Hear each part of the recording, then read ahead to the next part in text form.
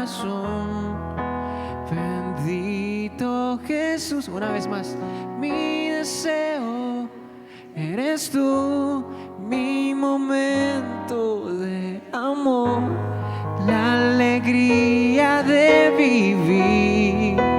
Bendito Jesús, eres mi fuente de amor, eres aire y eres sol, el latir del corazón.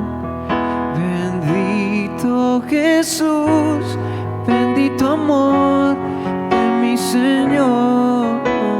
Bendito,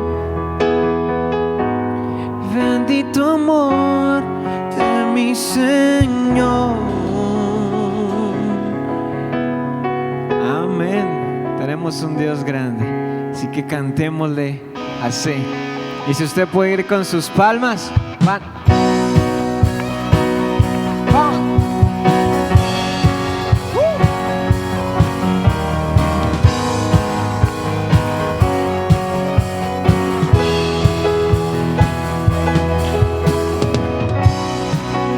Por ti es mi clamor y sin ningún temor en ti puedo confiar. Bendito Jesús, hoy puedo escuchar tu voz de sanidad, llenando hoy mi ser. Bendito Jesús. Vamos, declárelo así. Mi deseo eres tú, mi momento de amor, la alegría de vivir. Bendito Jesús, eres mi fuente de amor, eres aire y eres sol, el latir del corazón. Bendito Jesús, bendito amor de mi Señor.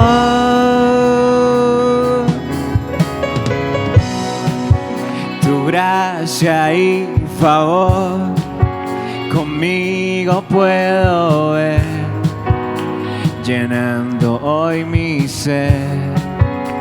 Bendito Jesús, y hoy mi voluntad se rinde a tu verdad, tu amor y tu bondad. Bendito Jesús, yeah, vamos.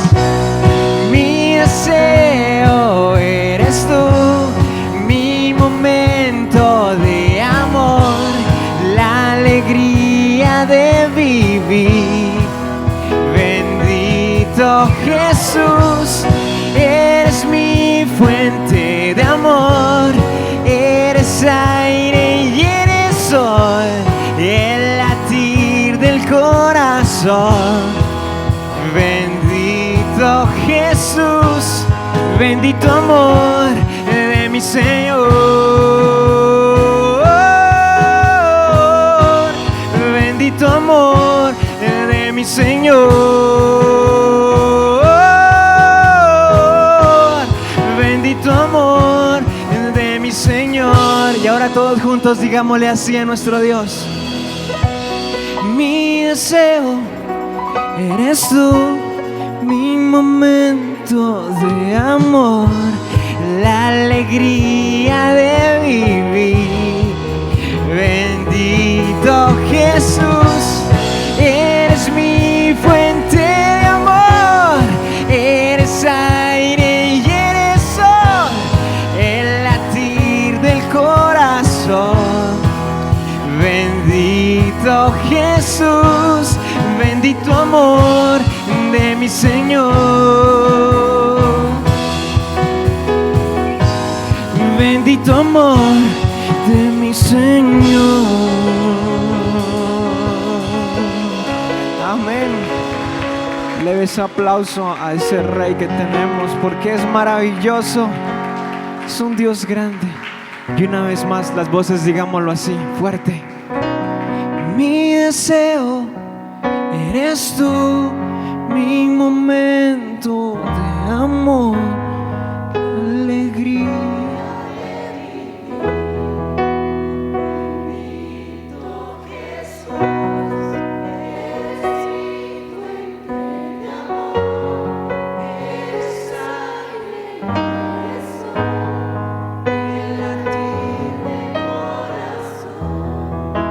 Bendito Jesús, bendito amor de mi Señor. Gracias, Dios, porque ese amor es tuyo, Señor. Y ese amor, Señor, es el que nos ha abrazado, Señor. Y son tus cuerdas de amor, Señor. Es tu amor, Señor, el que nos invade. Es tu amor, Señor, el que hoy está con nosotros aquí. Y hoy te cantamos, Señor. Hoy te adoramos, Rey, porque eres maravilloso y solo tú mereces todo de nosotros, mi Padre. Eres santo, Jesús. Eres santo, Rey. Tu iglesia, Señor, te canta. Tu iglesia adora, Señor. Recibe, Señor, hoy. Recibe, Jesús.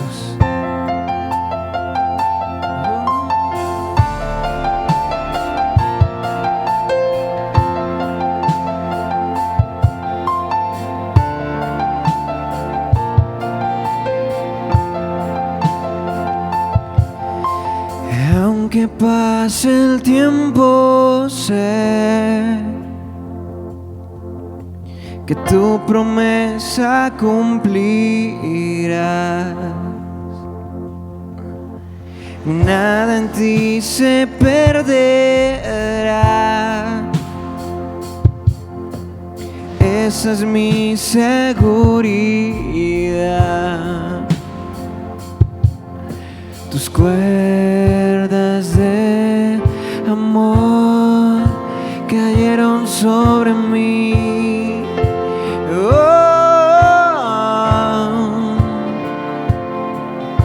Tus cuerdas de amor cayeron sobre mí.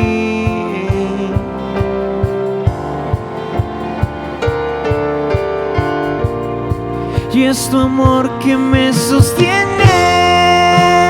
el que me levanta, el que me da paz, me da seguridad. Es tu amor que me sostiene, el que me levanta, el que me da paz, me da seguridad de lo que vendrá. Tú tienes el control, nunca pierdes el control.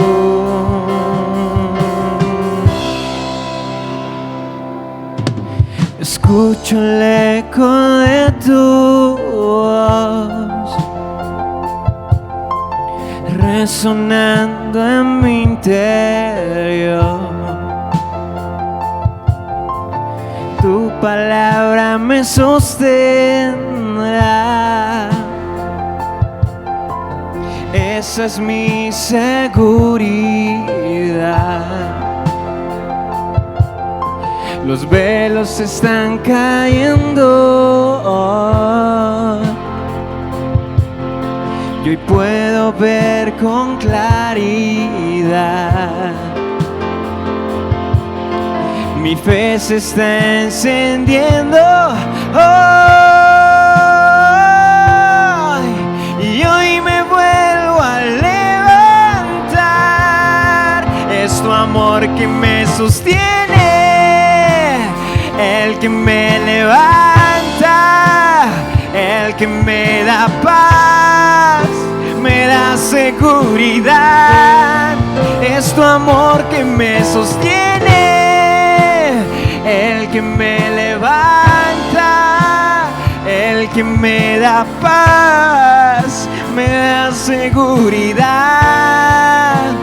de a lo que vendrá.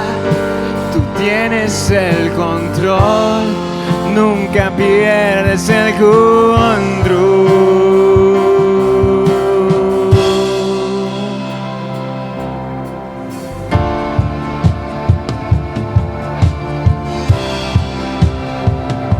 Tú no pierdes el control, no, no, no, no.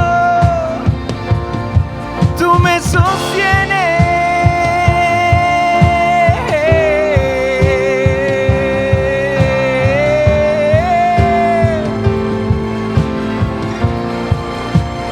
De lo que vendrá, tú tienes el control, nunca pierdes el control.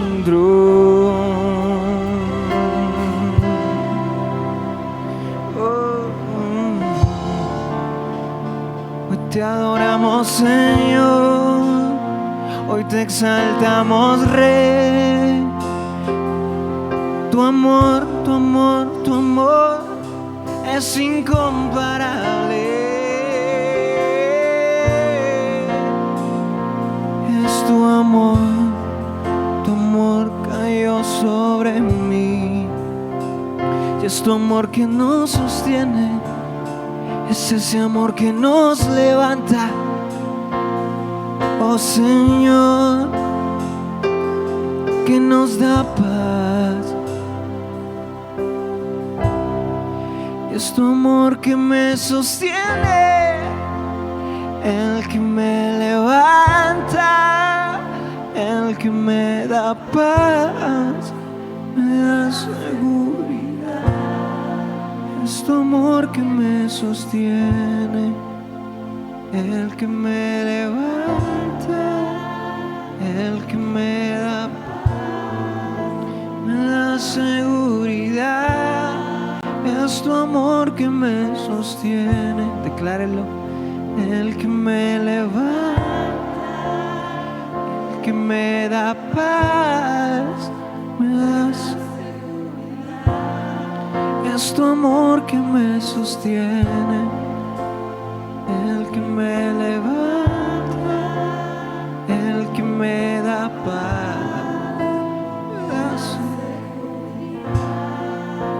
Y de lo que vendrá, tú tienes el control, nunca pierdes el control. Y de lo que vendrá, tú tienes el control, nunca pierdes el control. De lo que vendrá, y de lo que vendrá, tú tienes el control, nunca pierdes el control. De lo que vendrá, y de lo que vendrá, tú tienes el control, nunca pierdes el control, nunca has perdido el control, Señor. Gracias, Señor. Gracias, Dios. Gracias por tu gran amor y tu linda misericordia. Gracias porque tú nunca nos permites, Señor amado, que perdamos el control. Tú siempre nos tienes ahí, guiándonos, dirigiéndonos. Gracias, Señor. Gracias porque tú nos das, estás con nosotros en las alegrías, pero también en las tristezas, en los momentos de dolor, en los momentos de gozo. Gracias, muchas gracias, Señor. Te damos loor a ti. Gloria y alabanza desde ahora y para siempre. Amén y amén. Amén. Sean bienvenidos todos a la casa del Señor. Qué rico participar juntos de las bendiciones que Dios tiene para nuestras vidas. Pues les tengo una noticia espectacular. Hoy vamos a participar la cena del Señor y está con nosotros Juanito y Ricardina.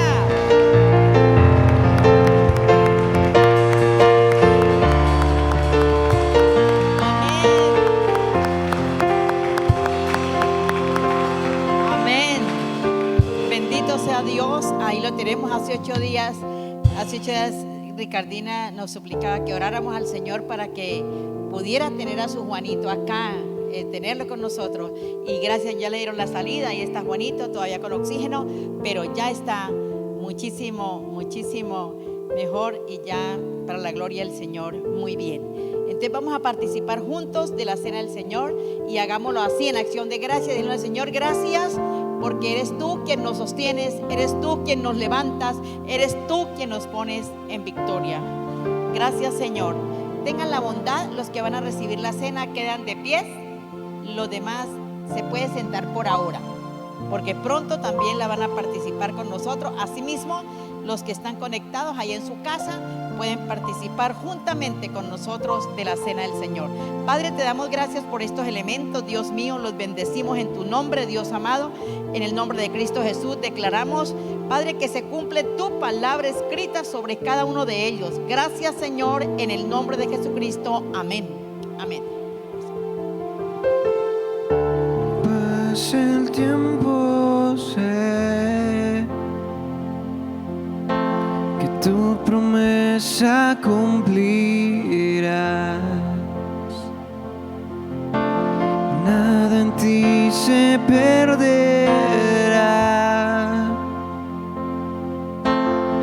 Esa es mi seguridad. Tus cuerdas de amor cayeron sobre mí.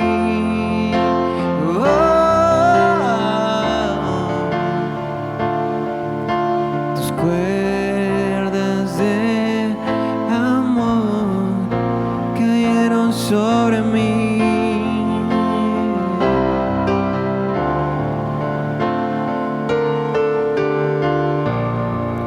Es tu amor que me sostiene, el que me levanta, el que me da paz, me da seguridad. Es tu amor que me sostiene, el que me levanta, el que me da paz, me da seguridad de lo que vendrá. Tú tienes el control, nunca pierdes el control.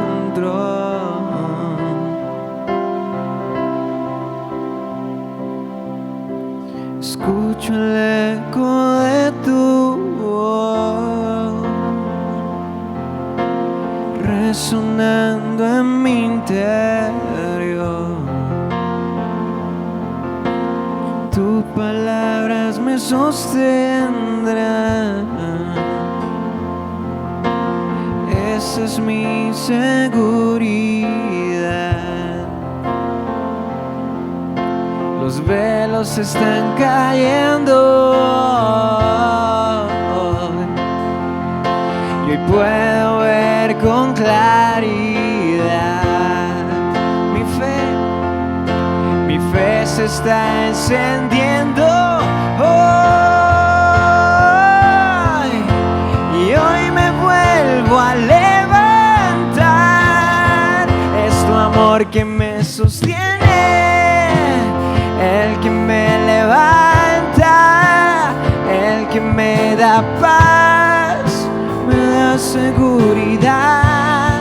Es tu amor que me sostiene, el que me levanta, el que me da paz, me da seguridad de lo que vendrá. Gracias, sí, Señor. Tú tienes el control, gracias. Muchas gracias, Señor. Es tuya la gloria, la honra y la alabanza desde ahora y por los siglos de los siglos. Gracias, Señor. Muchas gracias. Porque yo recibí, dice el Señor,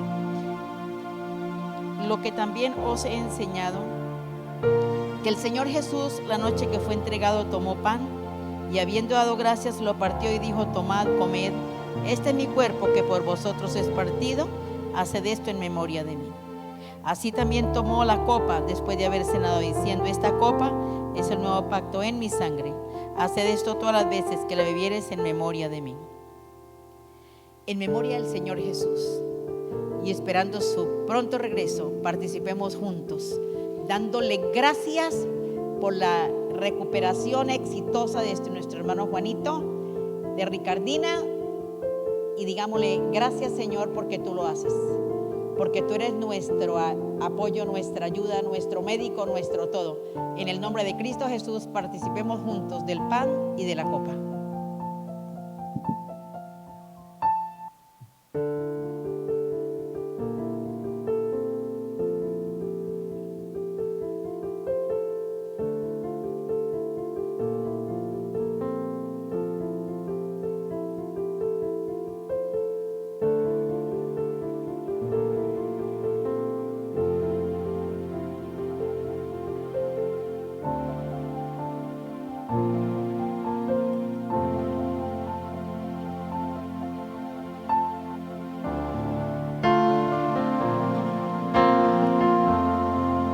Así pues, todas las veces que comemos este pan y bebemos esta copa, la muerte del Señor, anunciamos hasta su pronto regreso. Gracias, Padre. Es bendito y es santo tu nombre. Toda la gloria es tuya, mi amado Rey, desde ahora y por los siglos de los siglos. Amén.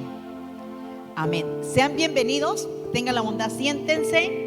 Vamos a participar de otra bendición del Señor, de su palabra. Gloria al Señor. Muy buenos días, querida iglesia del Señor. Dios les bendiga y que podamos en esta mañana recibir ese mensaje que Dios tiene para nosotros en este día. Qué bendición.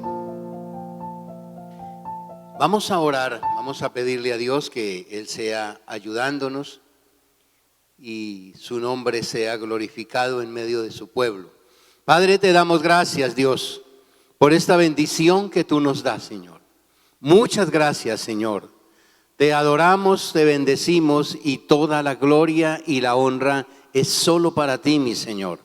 Padre, aquí tenemos este pasaje, este tema que tú nos has dado para este día, nosotros, la iglesia acá en Pitalito, y los hermanos que están conectados por las redes en este momento también sean todos bienvenidos para escuchar el mensaje de la palabra de Dios.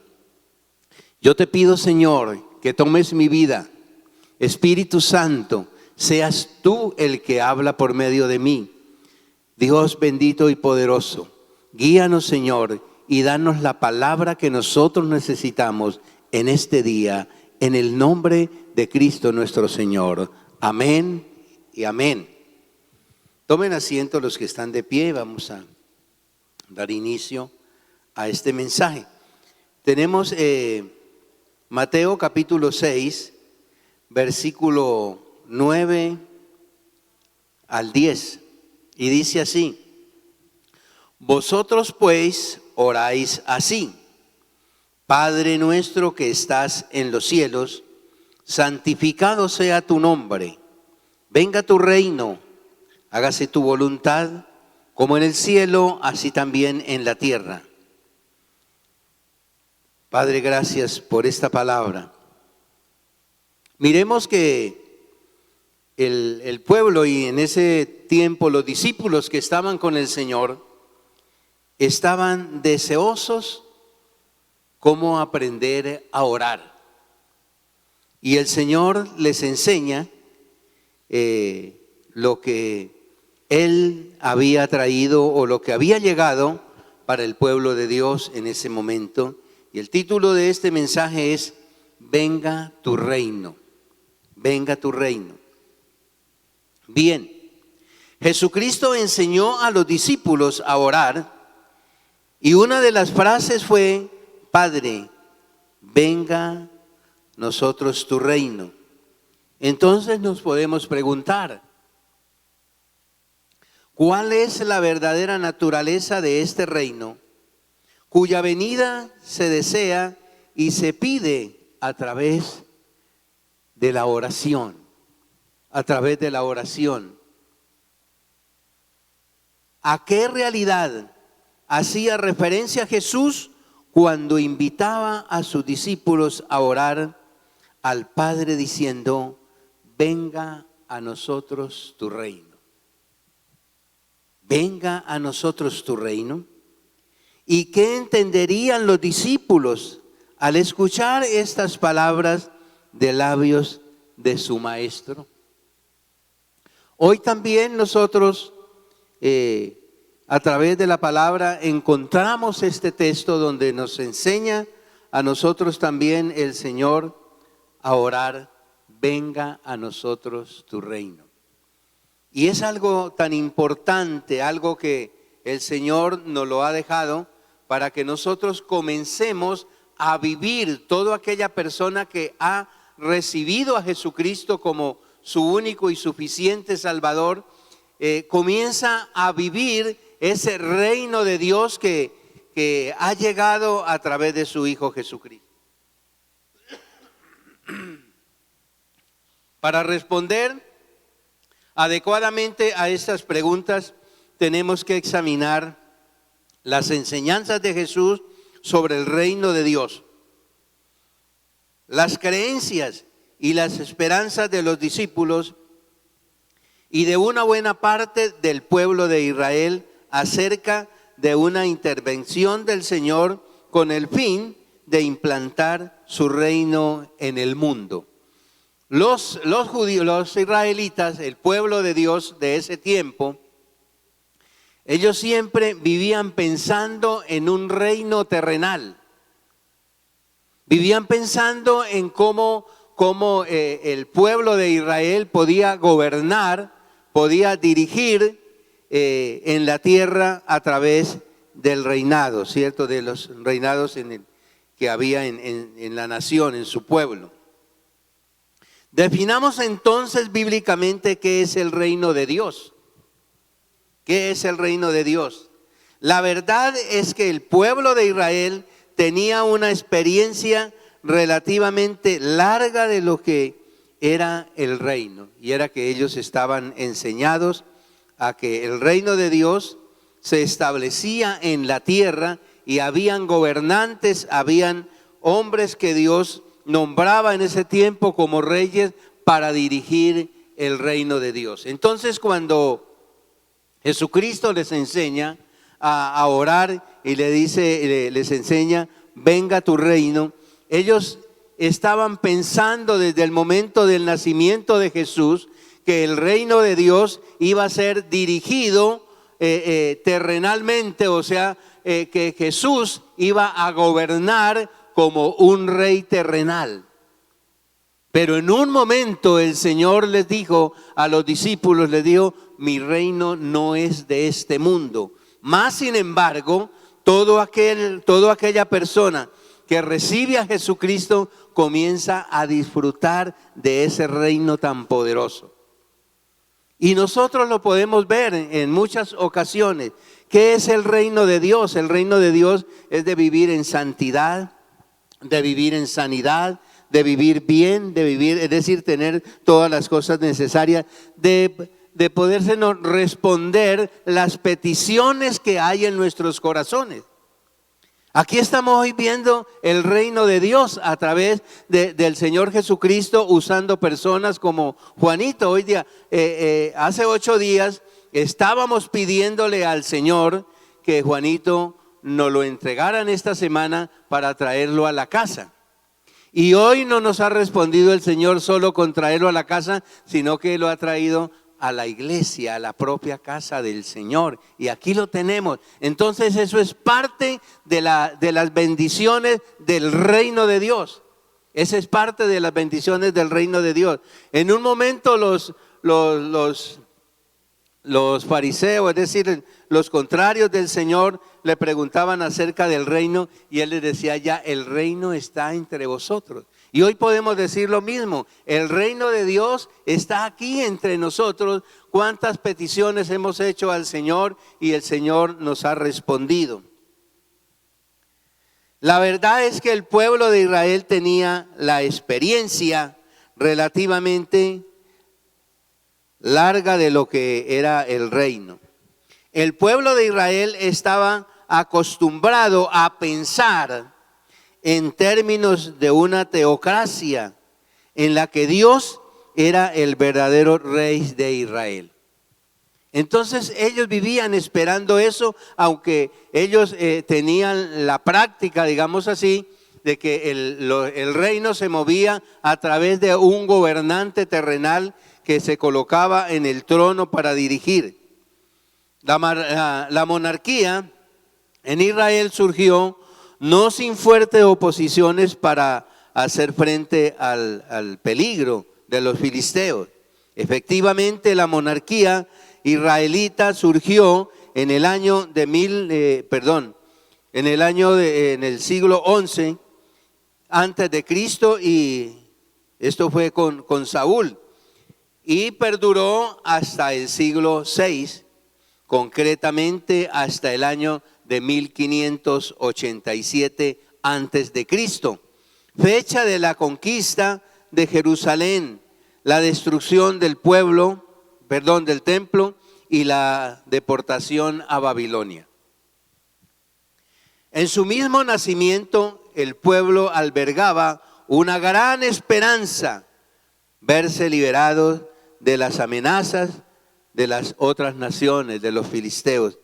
Y ellos tenían una esperanza viva. Cuando Jesucristo viene al mundo, ellos estaban pensando en qué momento Jesús iba a tomar el reino terrenal, digámoslo así, ¿cierto? Ese reino. El rey David tradujo esta esperanza en una realidad al dominar a los filisteos y ensanchar sus considerablemente las fronteras de su reino. Esto provocó una reacción favorable a la monarquía, particularmente al rey David, en quien vieron el lugarteniente de Dios, a su ungido o Mesías, el representante legítimo de Dios en la tierra. Cuando David tiene esa victoria, ellos se alegran porque parece que iban a tomar de nuevo otra vez a liberar a su pueblo.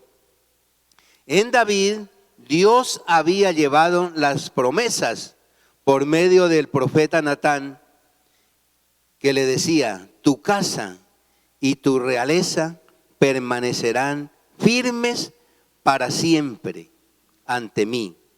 Tu trono será establecido por siempre, dice segunda de Samuel capítulo 7 versículo 16, que si me lo colocan en pantalla mejor, dice ahí: será afirmado tu casa y tu reino para siempre delante de tu rostro, y tu trono estableceré eternamente, dice el Señor.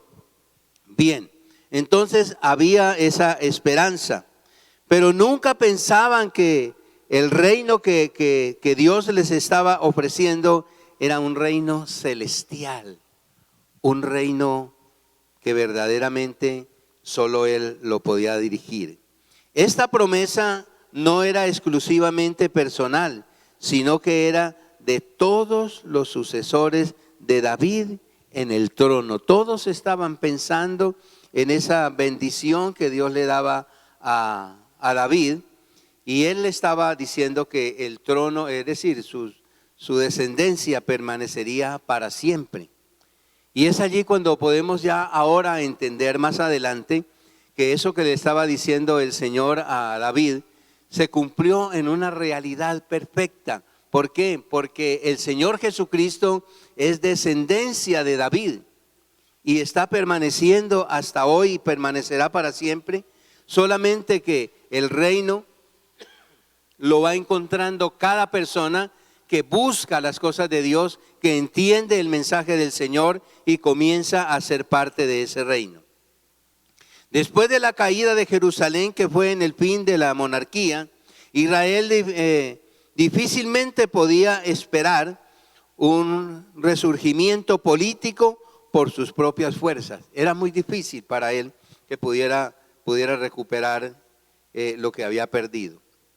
Esto hizo que paulatinamente se fuera perfilando en el horizonte político religioso de Israel la figura ideal de un Mesías, de un príncipe de paz. Entonces allí es donde ya comienzan algunos teólogos a entender que verdaderamente se necesita algo más que lo terrenal, algo más que un rey que tome el poder, sino algo celestial.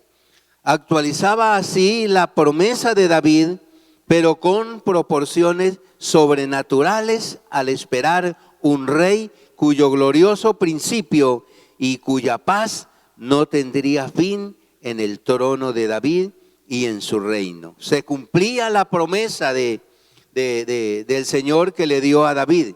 En el libro de Isaías, capítulo 9, versículo 1 al 6,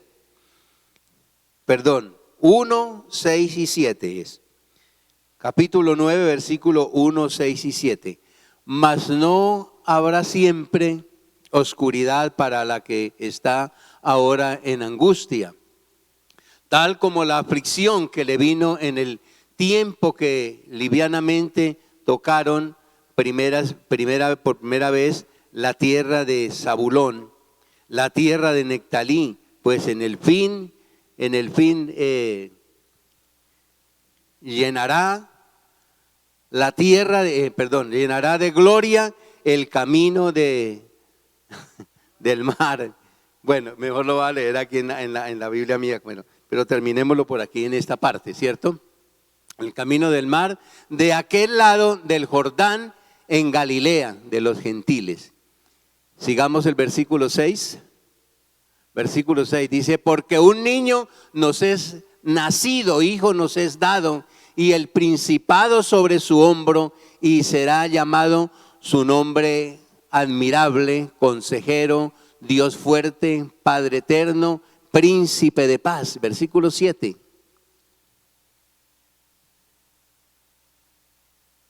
Versículo 7. Lo dilatado de su imperio y la paz no tendrá límite sobre el trono de David, sobre su reino, disponiéndolo y confirmándolo en juicio y en justicia desde ahora y para siempre. El celo de Jehová de los ejércitos hará esto. Bien, entonces allí viene ya la promesa del nacimiento del Mesías, del nacimiento del Señor Jesús. Allí lo estaba, y que permanecería para siempre. Y eso, mis hermanos, es lo que se ha cumplido. Este rey ideal era Emmanuel, en quien los evangelistas descubrían a Jesús, el Mesías, el Cristo, el Hijo de David. Por eso se cumplía esa promesa que Dios le había dado a David. Ahora, cuando nace Jesús, vienen las expectativas del reino que los discípulos esperaban. Capítulo 2 del tema. El reino en tiempos de Jesús. Los mismos discípulos de Jesús esperaban la llegada de un reino justo, sí, pero meramente humano y terreno. Aguardaban que Jesús restaurara el reino de Israel. Ellos tenían esa esperanza, pero lo veían de una manera humana y material. Los discípulos comenzaron a preocuparse por los puestos de un buen día. Comenzaron ellos a exigir la cuota burocrática que ellos pensaban que Jesús les iba a dar a causa de que ellos habían sido, es decir, estaban con él y eran los seguidores de Jesús en ese tiempo en cuanto a la obra que él estaba haciendo, el trabajo que estaba haciendo él. Y entonces ellos dijeron, bueno, pero si Jesús es el que va a tomar el poder, entonces nosotros vamos a ver cómo somos los primeros. Y se acercaron a Jesús, Santiago y Juan, los hijos de Zebedeo, a decirle en Marcos capítulo 10, versículo 35 al 38, coloquémoslo allí. Dice, entonces Jacobo y Juan, hijos de Zebedeo, se le acercaron diciendo, Maestro, queremos que nos haga lo que pediremos. Él les dijo, ¿qué queréis que os haga? Ellos le dijeron, concédenos que en tu gloria nos sentemos el uno a tu derecha y el otro a tu izquierda. Tremendo. Entonces Jesús les dijo, no sabéis lo que pedís, porque podéis beber del vaso que yo bebo, o sea, bautizados con el bautismo con que yo soy bautizado. Bien, entonces ellos estaban pensando, como siempre todo político terrenal, piensa que cuando se ha trabajado en la campaña política, al tomar el mando esa persona, pues los primeros que van a tomar los puestos que correspondan son aquellos que estaban ayudando. Pero el Señor les sale adelante y les dice, esto no es así, esto no es como hacen los reyes. En la última cena, hablando Jesús con sus apóstoles de la proximidad del reino, estos discutían entre sí sobre quién sería el mayor. Jesús, aprovechando esta ocasión para enseñarles, les enseñaba a ellos cómo era el reino verdaderamente de Dios. Lucas capítulo 22, versículo 24 al 27, nos enseña esta parte. Dice, hubo también entre ellos una disputa sobre quién de ellos sería el mayor. Pero él les dijo, los reyes de las naciones se enseñorean de ellas, y los que sobre ellas tienen autoridad son llamados bienhechores. Mas no así vosotros, sino sea el mayor entre vosotros como el más joven, y el que dirige como el que sirve.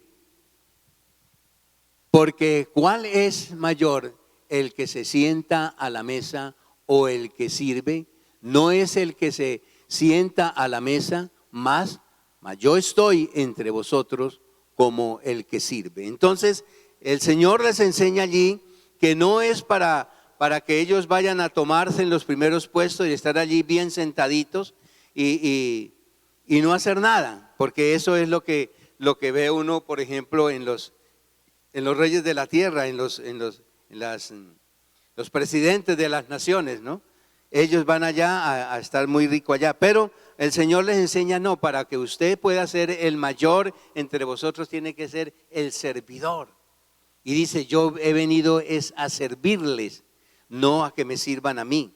Entonces ellos comienzan a entender y a poder ir comprendiendo cuál es el misterio de venga tu reino sobre nosotros.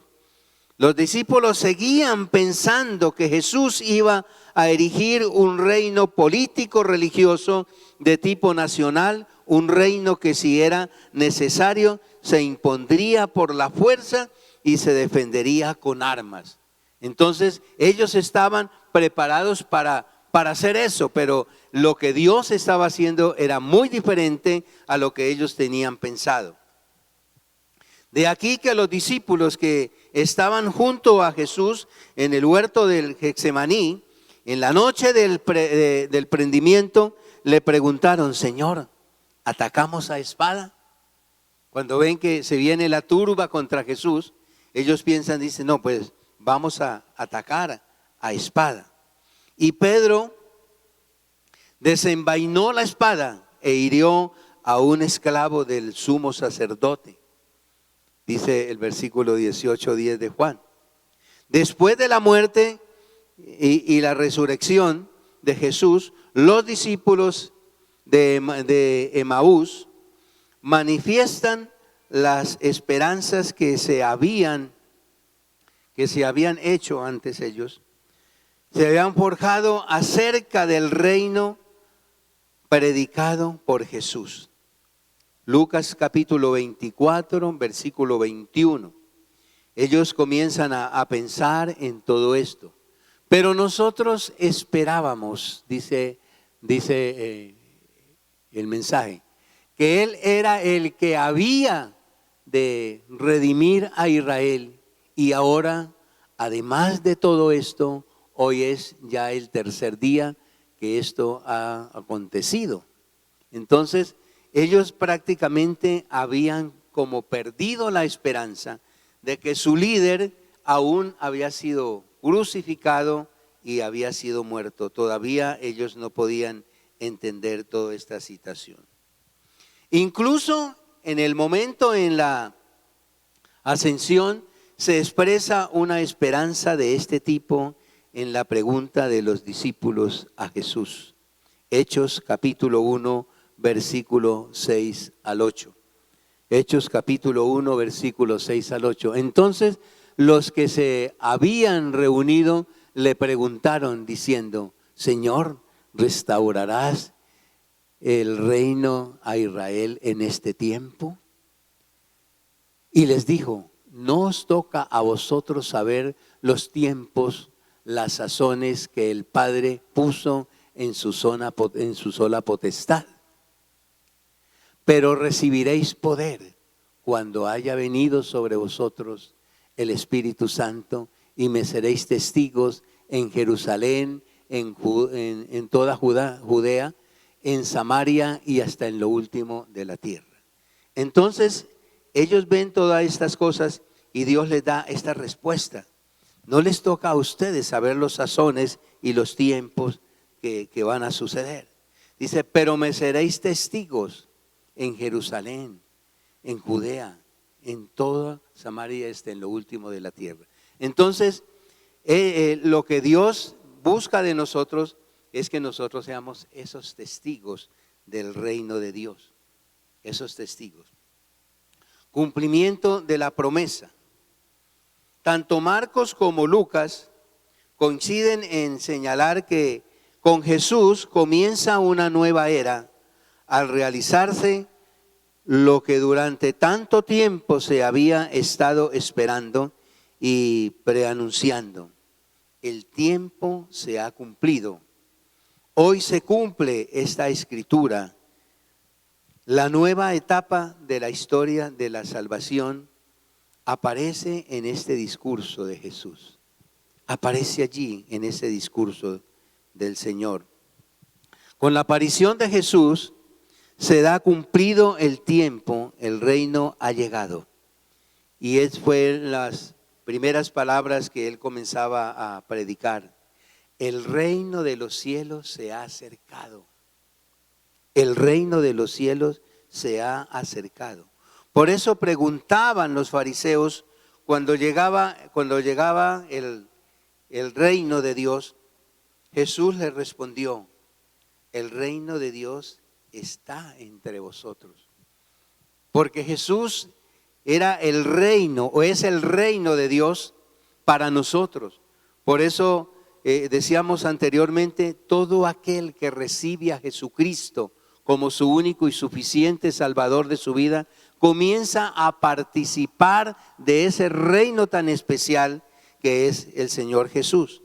A los mismos fariseos que le acusaban de expulsar los demonios gracias a Belcebú, príncipe de los demonios, Jesús les respondió que él expulsaba los demonios gracias al Espíritu de Dios, lo cual dice es un signo manifiesto de que el reino de Dios ha llegado.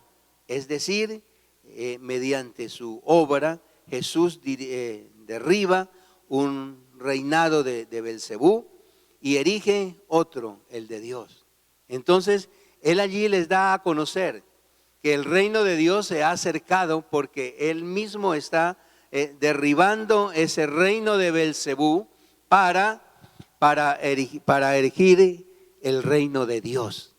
Allí podían ellos conocer que verdaderamente el reino de Dios se había acercado. Esta presencia del reino de Dios, sin embargo, no impide a Jesús invitar a sus discípulos a orar al Padre diciendo: venga a nosotros tu reino. No impide. Él está allí enseñando a los discípulos para que ellos comiencen a experimentar que al orar de esta manera, ellos comenzaban a participar del reino de Dios en sus vidas. Entonces, miramos cómo Dios comienza un reinado que permanece para siempre. Pero ¿cómo se aplica que el reino de Dios existe ya y sin embargo aún se espera su venida? ¿Por qué? El reino de Dios es una realidad presente, pero es también una realidad futura. Es decir, estamos esperando establecerse el reino de una manera definitiva para que el mundo, es decir, el pueblo de Dios, se pueda deleitar en el reino del Señor.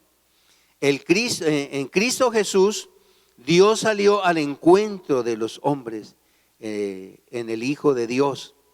Se unieron los cielos y la tierra, lo humano y lo divino. Allí vino a formarse, es decir, a darnos cuenta de que verdaderamente a través de Jesucristo nosotros podemos clamar por ese reino que venga a nosotros. Operándose así la cercanía del reino de Dios. Operándose así la cercanía del reino de Dios. El reino de Dios apunta hacia un futuro ya amanecido, ya ha sucedido, ya está, ya es el reino de Dios. Pero aún por venir, aún por venir. ¿Por qué? Porque estamos esperando la segunda venida del Señor, la segunda venida de Cristo. Pero hay muchos que hemos aceptado al Señor Jesucristo y ya comenzamos a entender verdaderamente el reino de Dios. El reino de Dios está presente en Jesús y en su obra, pero únicamente como anticipo de lo venidero. Nosotros comenzamos a ver ese anticipo de lo que Dios va, cuando Él venga, el reino de los cielos será establecido de una manera especial.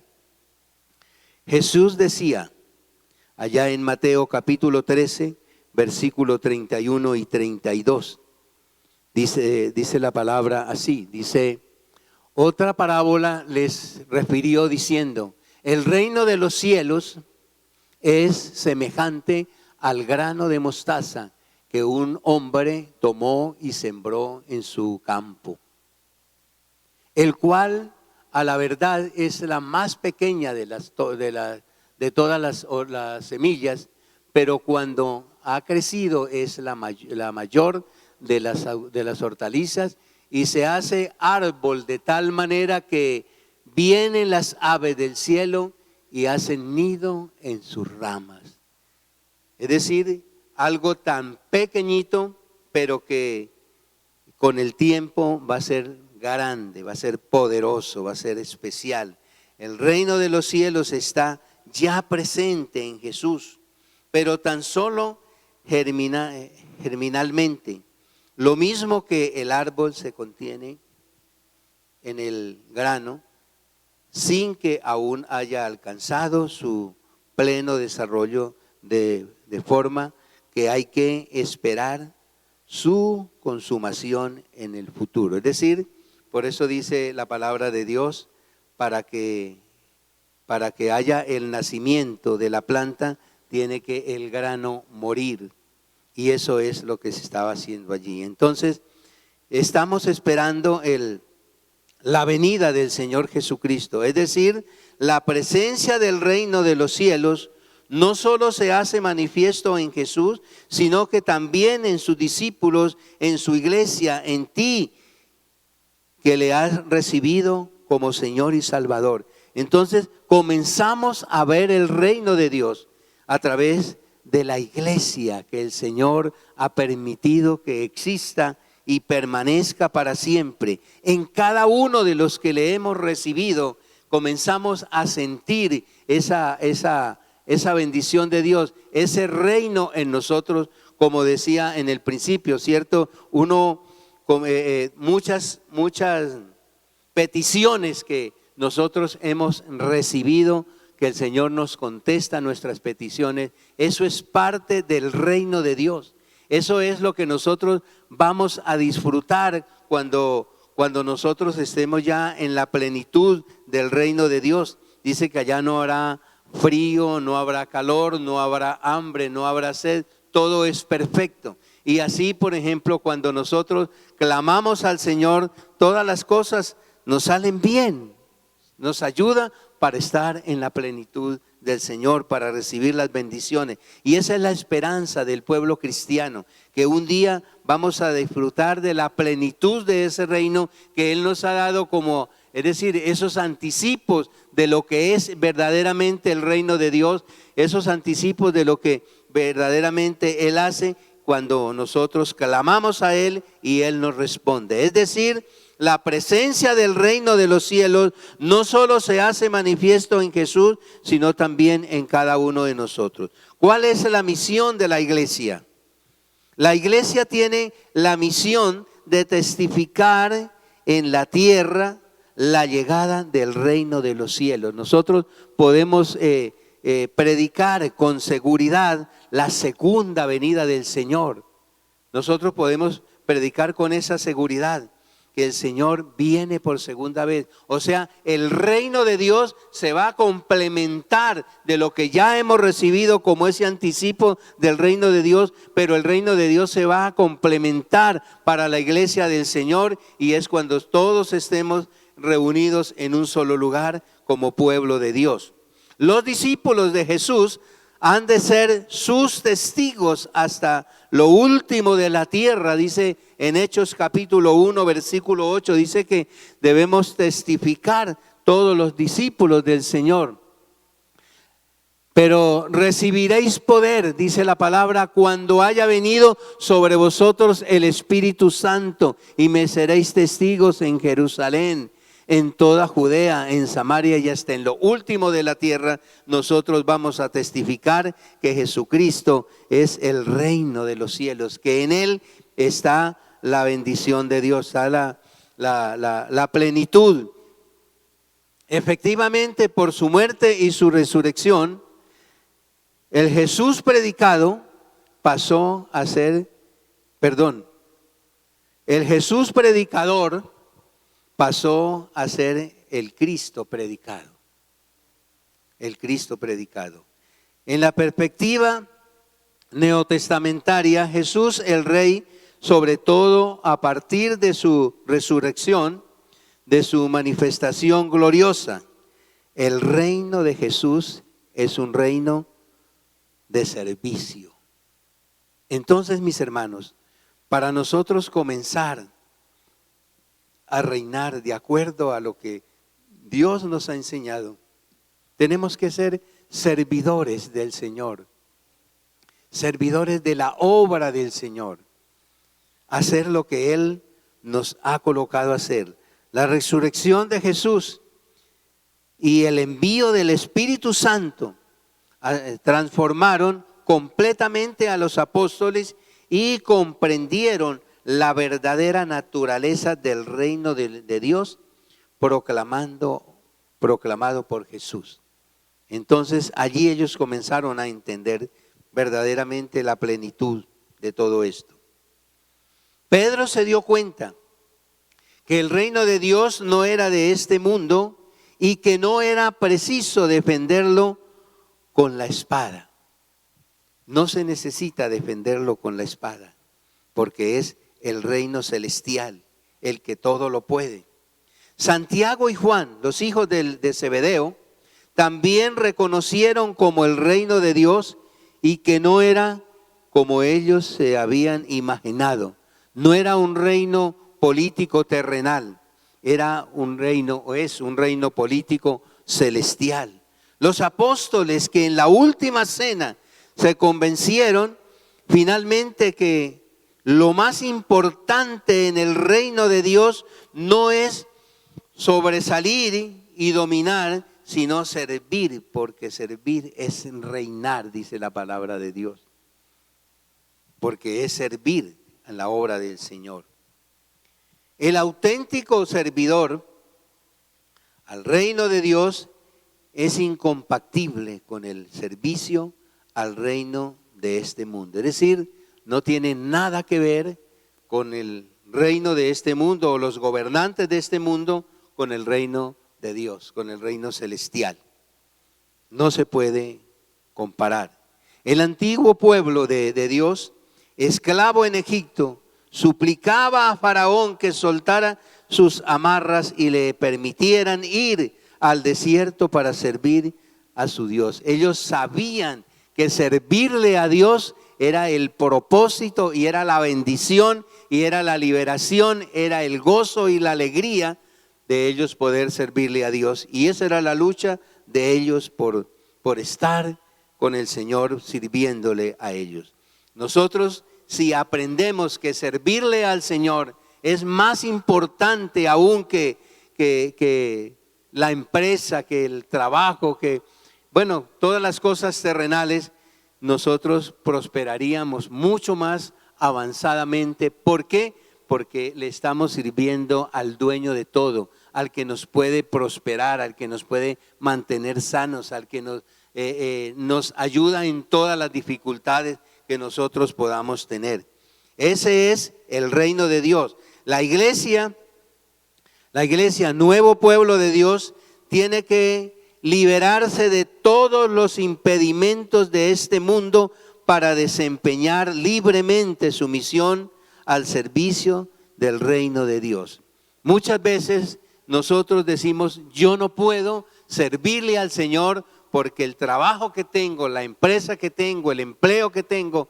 Con eso no estamos diciendo que no debemos de trabajar y que no debemos de aspirar a ser empresarios, pero qué bueno que la empresa que usted tenga sea para el servicio de la gloria de Dios.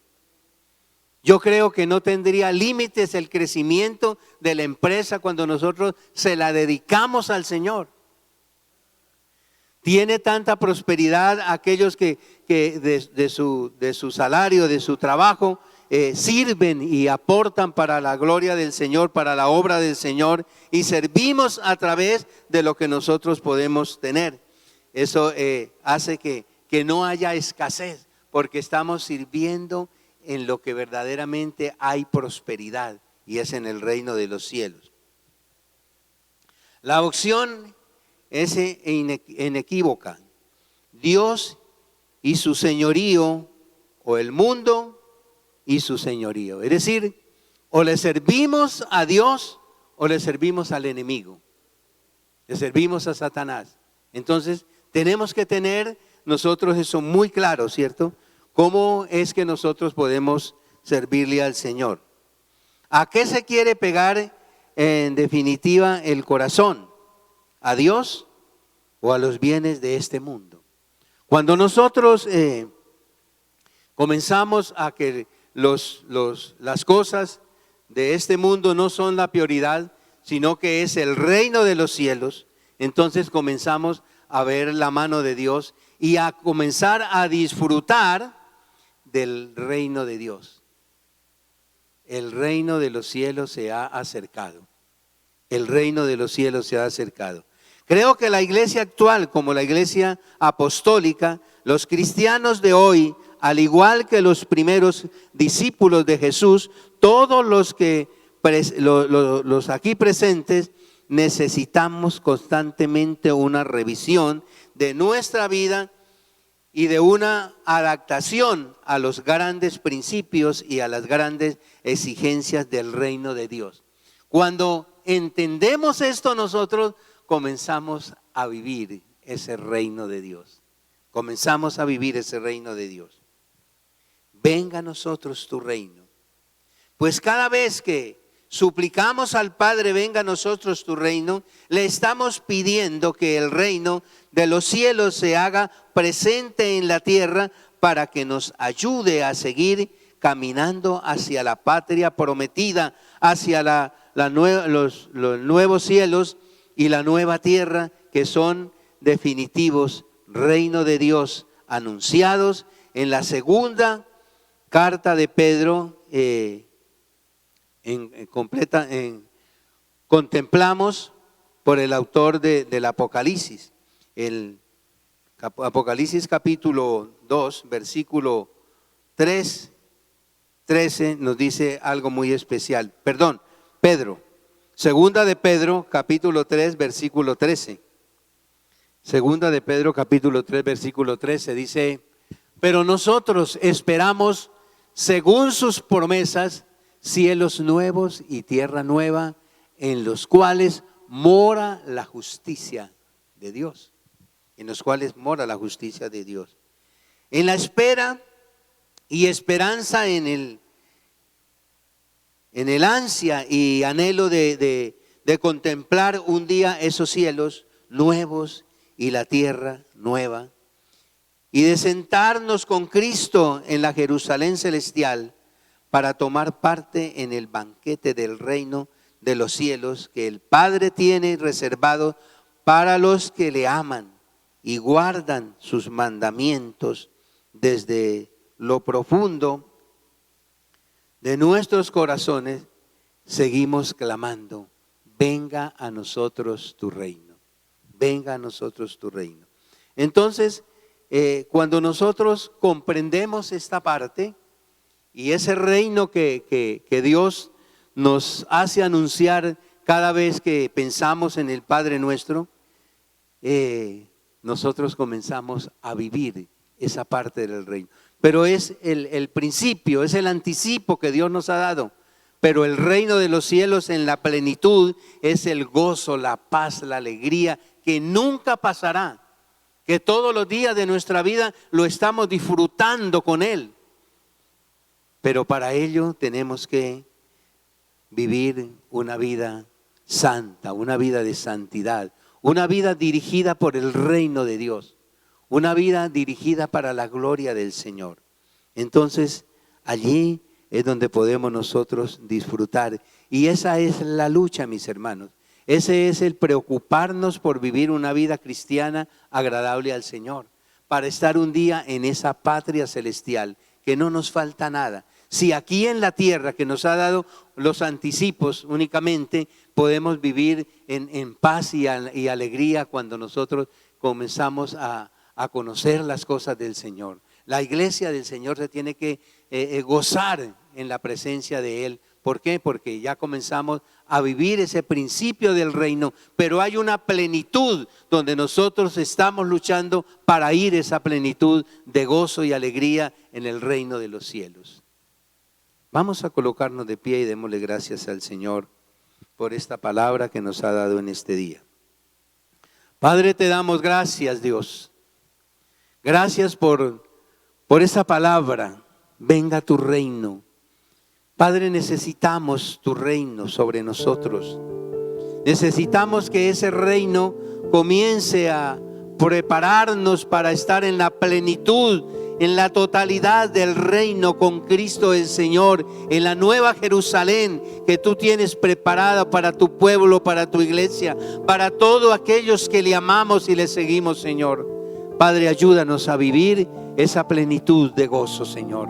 Esa plenitud, Padre Santo, que nunca, Padre de los cielos, hagamos un paso atrás, Señor, en esta decisión y en este tiempo que Dios nos ha dado de prepararnos más y más aquí en la tierra, de buscar su presencia, de estar todos los días dependiendo del Señor para estar en esa patria celestial un día gozosos. Cada persona que parte con el Señor ya tiene esa seguridad. Todo cristiano que muere en las manos del Señor, Dios, pero hay mucha gente, Dios de los cielos, que todavía no conoce tu palabra, y debemos de ser testigos, como dice allí la Escritura, que debemos de ser testigos hasta lo último de la tierra. ¿Para qué? Para que aquellos que no conocen tu palabra, a través de nuestro testimonio, ellos puedan llegar a la iglesia celestial que tú tienes preparada para tu pueblo, para tu iglesia. Señor, muchas gracias. Te adoramos, te bendecimos y te damos toda la gloria toda la honra es para ti. Señor, muchas gracias, Señor. Te adoramos, te bendecimos y te damos la gloria y la honra a ti, Señor. Muchas gracias, mi Rey. Bendito eres, Señor. Amén y amén.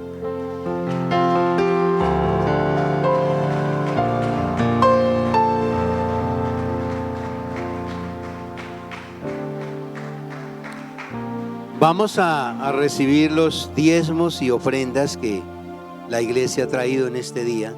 Y mientras que se reparten los sobres y usted va allí elaborando su sobrecito, vamos a ver los anuncios que tenemos para hoy. Hoy tenemos un delicioso ¿qué? Uy, pero poquitos, ¿no? ¿Qué es lo que tenemos hoy? Ah, bueno. ¿Ustedes van a comprar? Amén. ¿Saben el propósito por el cual estamos haciendo este evento, cierto? Y es para que podamos construirle así a la hermana Nieves una habitación digna de que ella pueda vivir allí para glorificar al Señor. Mire, allí están las personas que están elaborando el sancocho hoy. Síganlo pasando. Ahí está mi amor. Mire, Están aquí, son